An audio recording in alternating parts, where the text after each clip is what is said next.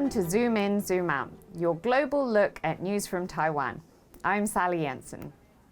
Taiwan's Tsai Ing-wen has stepped down as her country's president after 8 years.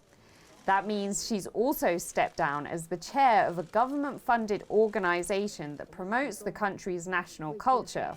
It's called the General Association of Chinese Culture. So how has Taiwan's culture evolved under Tsai's administration? To discuss this, we're joined today by Professor Sydney Yueh from the University of Missouri. She's the author of a book called Identity, Politics and Popular Culture in Taiwan. Sydney, welcome to the show. Thank you for your invitation. I'm glad to be here. So, Tsai, as president, has also been tasked with promoting her country's culture. But is there such a thing as a distinct Taiwanese culture? First of all, we need to define what culture means. And according to the intercultural communication perspective, we define culture as a historically shared system in which people will use symbolic resources to make sense of their world. And what kind of symbolic resources are existing in a culture? I guess there are many aspects, like the language, the food, religious activities, holiday celebrations, or all kinds of entertainment, including sports, TV shows, movies, etc.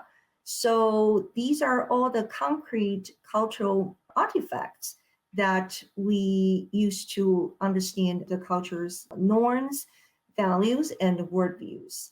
There is a Taiwanese culture that represents the society and makes it distinct from the culture we observe in China.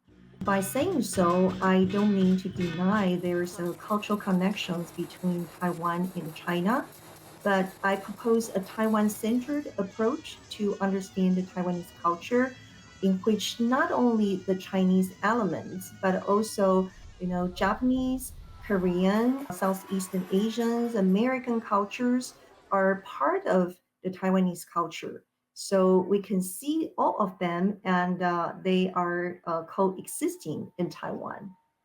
Taiwanese culture is clearly very diverse. How do we begin to map it? Taiwan is an immigrant society, so we have all, like, Taiwanese culture is a combination of all kinds of different cultures. Like the Chinese culture definitely has a major part, but Taiwan has been colonized by Japanese Empire for 50 years. So there is a lot of a cultural heritage from Japan. Also, we have more and more migrants from Southeast Asia.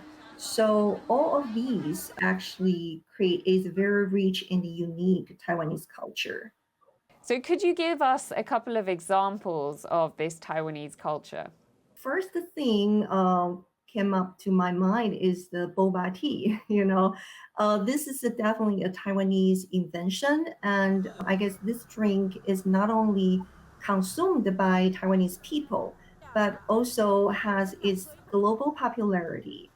And I guess it is not only a drink, but also a cultural inspirations for artistic expressions. So, for example, recently we all watched the show RuPaul's Drag Race, right? Recently, there is a Taiwanese performer. Wen is a proud Taiwanese American, and she definitely shows her creativity and her LGBTQ pride, and also her love for Taiwan, all combined together, and it makes sense for people to understand what Taiwanese culture can be presented in the artistic form. Another cultural manifestation of Taiwanese culture will be the elections. So I often encourage people who are interested in visiting Taiwan to go to Taiwan during the election seasons, because this is a great opportunity for them to witness the vibrant energy in this democratic society. They can also observe these interactions between candidates and voters, the lively atmospheres at rallies, and stage performance, music, and also food in those occasions. It's just performed as a carnival in Taiwan. So let's zoom out now to look at how the definition of Taiwan's culture may have changed under different presidencies. Tsai Ing-wen's predecessor, Ma Ying-jeou, was interested in promoting more cross-strait collaboration in arts and entertainment. And this became less possible under Tsai. So how have Tsai's cultural policies been different? I would say President Tsai's cultural policy takes a Taiwan centered approach. Um, but I do not think she is opposed to cross-strait cultural exchange. Instead, it is the Chinese government that has stopped these exchanges as a punitive measure against the DPP administration.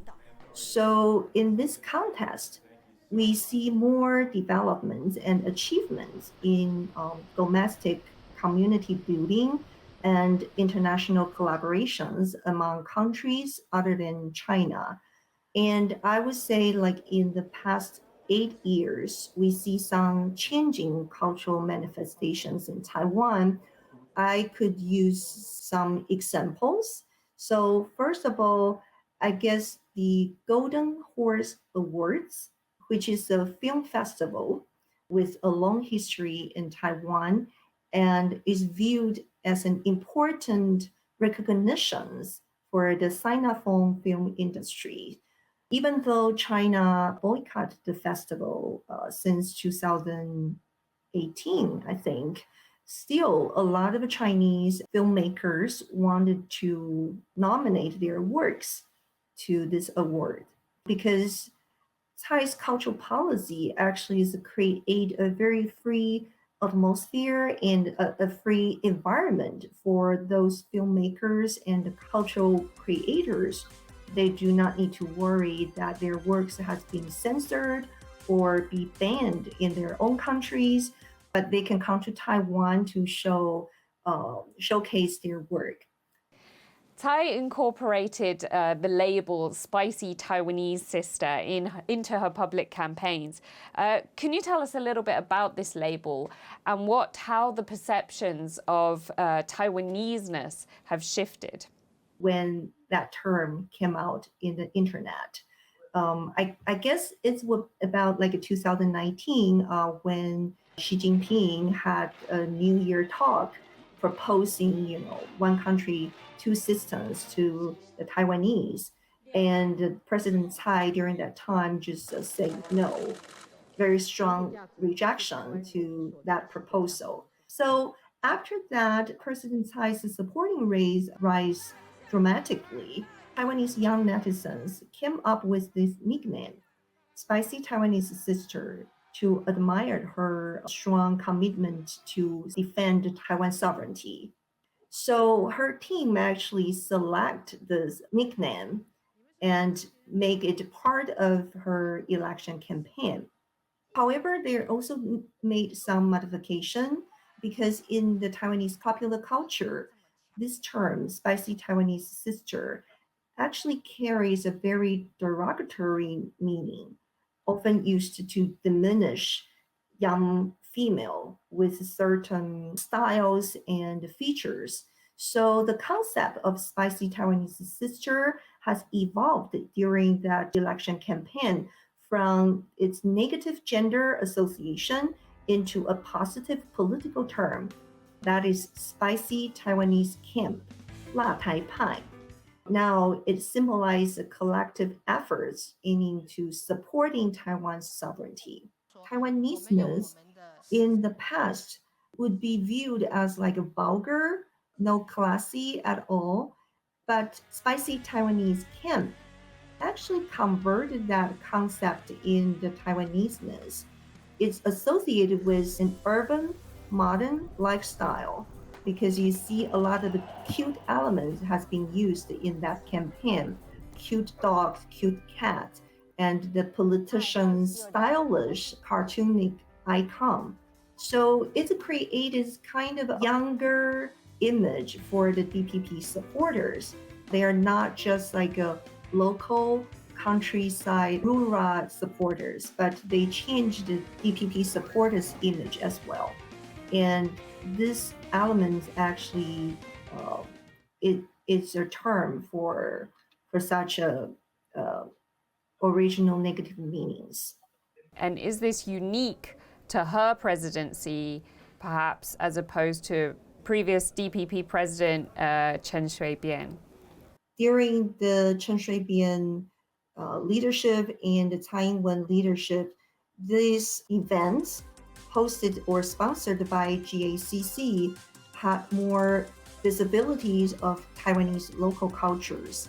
But when the Ma Ying-jeou took the presidency from 2008 to 2016, the styles or activities and events sponsored by GACC returned to those Chinese flavor or Chinese elements. So I guess like it's a kind of a consistent DPP policies that they want to promote the Taiwanese local cultures. They want to have cultural performance combining with some cutting-edge technologies.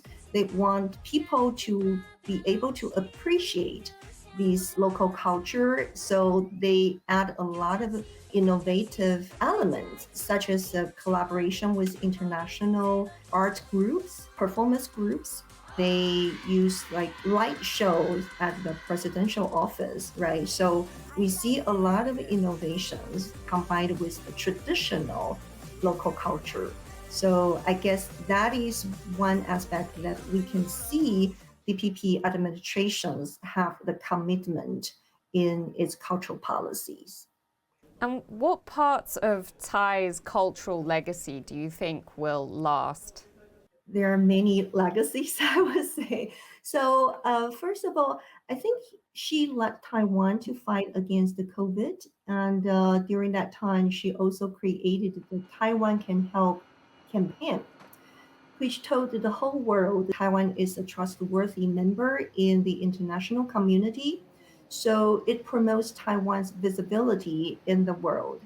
And I believe this is one of the strong legacies she left for Taiwan. Taiwan's positive influence in the world is increasing.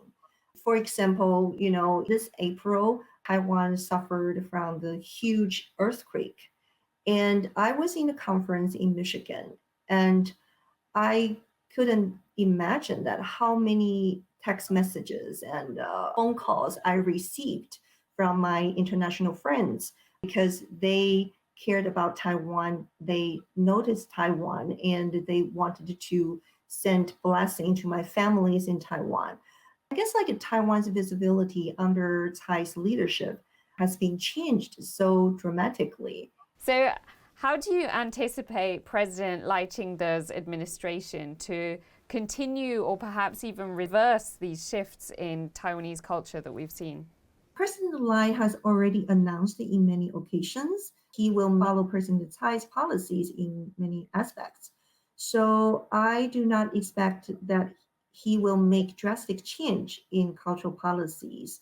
But it may be a good thing, I do see the continuity from Tsai's administration to Lai's administration, especially when Tsai's cultural minister was elected to be the vice premier for Lai's administration team. We can anticipate a stable, continuing policies in Taiwan that promotes Taiwanese culture and strengthens the sense of a community belongingness in Taiwan. Thank you so much, Sydney Yueh, for joining us today. Thank you to have me. This has been Zoom In, Zoom Out. You can find more stories from TaiwanPlus News by following us on social media. Thank you for watching. We'll see you next time.